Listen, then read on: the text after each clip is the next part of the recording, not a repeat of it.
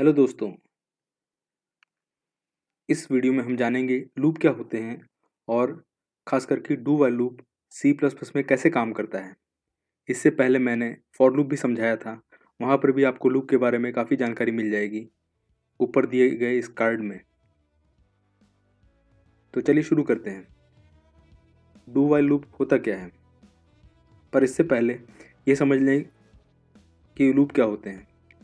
अगर हमें कोई काम बार बार करना पड़े तो बहुत ही बोरियत भरा हो जाता है और हमारा बहुत सारा वक्त और मेहनत ज़ाया होती है। इसी तरह से प्रोग्रामिंग में भी हमें कई बार बहुत सारे कोड ऐसे होते हैं जिन्हें बार बार लिखने की ज़रूरत पड़ती है या वो काम बार बार करना पड़ता है, जैसे घटाना, जोड़ना या कोई और टास्क। तो ये काम अगर हम उस कोड को बार बार लिखें अपने प्रोग्राम में तो कोड बहुत लंबा हो सकता है। इससे बचने के लिए और समय बचाने के लिए, मेहनत बचाने के लिए हम लूप का इस्तेमाल करते हैं। और वैसे भी कंप्यूटर बुरा नहीं मानता उसे, चाहे वो काम 1000 बार करना पड़े, चाहे 1 करोड़ बार। अब चलिए देखते हैं डू वाइल लूप। तो डू वाइल लूप क्या है? डू वाइल लूप भी फॉर लूप की तरह एक लूप है जो कि कोई काम बार बार करता है, पर यहाँ पर सिंटैक्स में थोड़ा बदलाव है, यानी लिखने के तरीके में थोड़ा बदलाव आ जाता है। डू वाइल लूप एक एग्जिट कंट्रोल लूप होता है। इसका मतलब होता है कि लूप में जाते समय तो कोई कंडीशन चेक नहीं होगी, जैसा कि फॉर लूप में हमारा एक बार कंडीशन चेक होता था, पर लूप से बाहर निकलते समय एक बार कंडीशन चेक होती है। यानी कहने का मतलब कि अगर एक बार लूप में गया तो कम से कम एक बार लूप चलेगा ही चलेगा। यानी अगर हम लिखें डू, जो इसका सिंटेक्स है, और यहाँ पर नीचे अगर लिखें वाइल और कोई कंडीशन जो कि बार बार चेक होगी, तो इस वाइल के अंदर कंडीशन में पहुँचने से पहले भी यहाँ पर इन दो ब्रेसेस के बीच में जो भी कंपाउंड स्टेटमेंट लिखा हुआ है वो तो एक्सिक्यूट एक बार होगा ही होगा, वो एक बार चलेगा ही चलेगा। इसीलिए हम इसको कहते हैं एग्जिट कंट्रोल लूप। यानी एक बार एग्जिट हो जाने के बाद ही वह लूप कंडीशन चेक करता है कि आगे चलना है कि नहीं। अभी मैं जो उदाहरण बताने जा रहा हूँ उससे यह और स्पष्ट हो जाएगा। तो सबसे पहले हम एक वेरिएबल लेते हैं, काम का वेरिएबल, नाम का वेरिएबल, जो हमारी समझ में आए, यानी इंट इंडेक्स। अभी इंडेक्स अभी इस समय इसमें कोई वैल्यू इनिशियलाइज नहीं है, तो बेहतर होगा कि हम इसे अभी यहीं पर 0 इनिशियलाइज कर दें। ये हो गया इनिशियलाइज। अब हम मान लीजिए कोई लाइन है, उसे 10 बार प्रिंट कराना चाहते हैं, तो हम एक तरीका कर सकते हैं।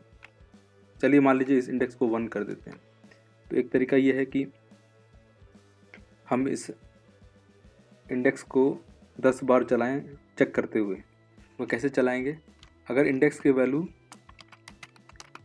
लेसर देन या इक्वल टू 10 है, ऐसा करने पे क्या होगा कि ये लूप बार बार चलेगा जब तक कि इंडेक्स की वैल्यू 10 से बराबर रहेगी या कम रहेगी। जैसे ही वो ज़्यादा होगी वैसे ही ये लूप ब्रेक हो जाएगा। और इसके बीच में, इस डू वाइल के बीच में जो ये कंपाउंड स्टेटमेंट है, यानी ये करली ब्रेसेस के बीच में हम जो जो चाहें वो लिख सकते हैं और वो बार बार चलेगा। तो हम यहाँ पर अपने समझने के लिए ये लूप कैसे काम कर रहा है हम लिखेंगे हेलो फॉर द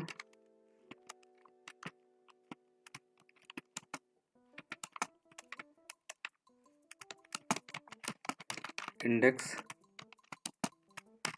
टाइम। अब इस तरह से करने से ये बार बार लूप में आएगा और ये लाइन प्रिंट करते रहेगा। तो शुरू से देखते हैं।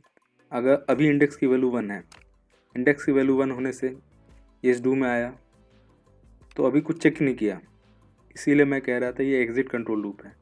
एंट्री में कोई चेकिंग नहीं है, सीधे इस स्टेटमेंट को एग्जीक्यूट कर देगा, hello for the nth time, यानी फर्स्ट टाइम। यहाँ पर हम एक चीज़ भूल गए हैं जिसे हम कहते हैं लूप की कंडीशन को बढ़ाना या लूप की वैल्यू को बढ़ाना या घटाना। जो वेरिएबल है जिससे कंट्रोल हो रहा है उसको बढ़ाना या घटाना।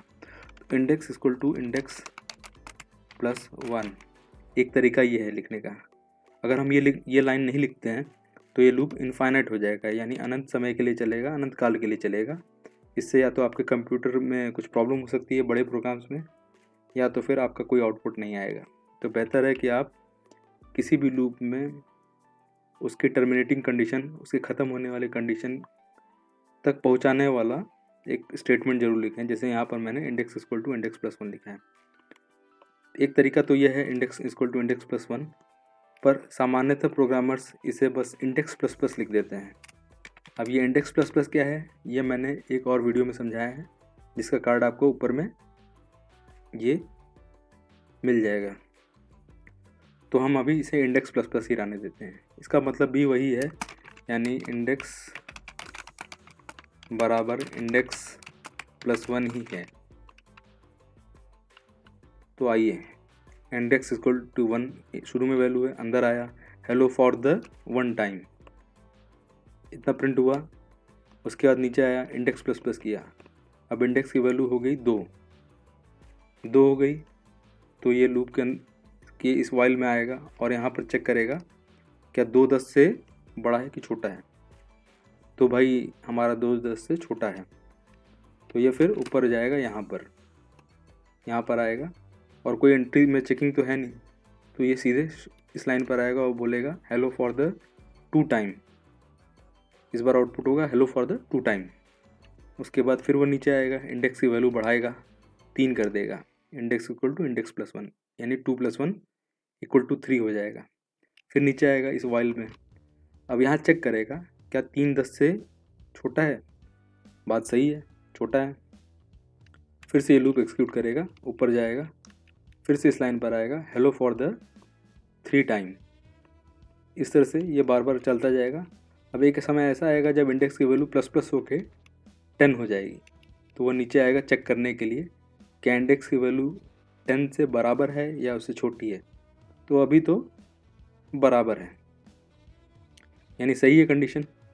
तो ये ऊपर जाएगा, फिर से इसको प्रिंट करेगा hello for the index time, यानी 10 टाइम। फिर नीचे आएगा इंडेक्स प्लस प्लस करेगा। इस बार जब इंडेक्स प्लस प्लस करेगा तो index equal to index plus one हो जाएगा, यानी 10 + 1 यानी 11 वैल्यू हो जाएगी। और इस बार जब अब चेक करने आएगा तो वाइल इंडेक्स की वैल्यू यहाँ पर इस वेरिएबल की वैल्यू 11 हो चुकी है, यानी ये स्टेटमेंट अब फॉल्स हो जाएगा। अब ये it is no longer true. तो क्या करेगा, 11 is lesser than equal to 10 false है, यानी अब ये लूप ब्रेक हो जाएगा। अब ये स्टेटमेंट वैलिड नहीं है, अब आगे ये सही नहीं माना जाएगा प्रोग्राम द्वारा। तो ये नीचे आके रिटर्न 0 पर चला जाएगा और आपका प्रोग्राम ख़त्म हो जाएगा रिटर्न 0 के बाद, यहाँ पर आने के बाद। एक और बात याद रखने की ज़रूरत है कि डू वाइल लिखते समय यहाँ पर इस लाइन पर, लाइन नंबर 13 पर, यहाँ पर सेमीकोलन देना ज़रूरी है, नहीं तो ये एक एरर मारेगा कंपाइल करते समय। इस बात का विशेष ध्यान रखें। तो चलिए देखते हैं हमारा आउटपुट क्या होता है। कंपाइल और रन कराने के बाद हमने क्या देखा, hello for the first time, hello for the second time. इस तरह से हमारा लूप, डू वाइल लूप 10 बार चलता चला गया। और इस प्रोग्राम से हमने यही समझा कि ये है। इसके अलावा हम यहाँ पर छोटे मोटे बदलाव और भी कर सकते हैं। जैसे हम यहाँ पर इस इंडेक्स प्लस प्लस को यहाँ लिखने के बजाय हम इस इंडेक्स प्लस प्लस को यहाँ पर भी लिख सकते हैं या यहाँ पर भी लिख सकते हैं। उस समय आपको देखना पड़ेगा कि ये लूप कितनी बार चलता है या क्या होता है, तो दोनों में फ़र्क पड़ेगा। इसको अच्छे से समझने के लिए आप इसे खुद करके देखें, और ना समझ में आए तो आप मेरा पोस्ट इंक्रीमेंट प्री इंक्रीमेंट वाला जो मैंने आपको अभी बीच में कार्ड बताया था उसको ज़रूर देखें। उम्मीद है आपको ये वीडियो पसंद आया होगा। अभी और भी वीडियोज़ आते रहेंगे। To like share and subscribe the channel. धन्यवाद।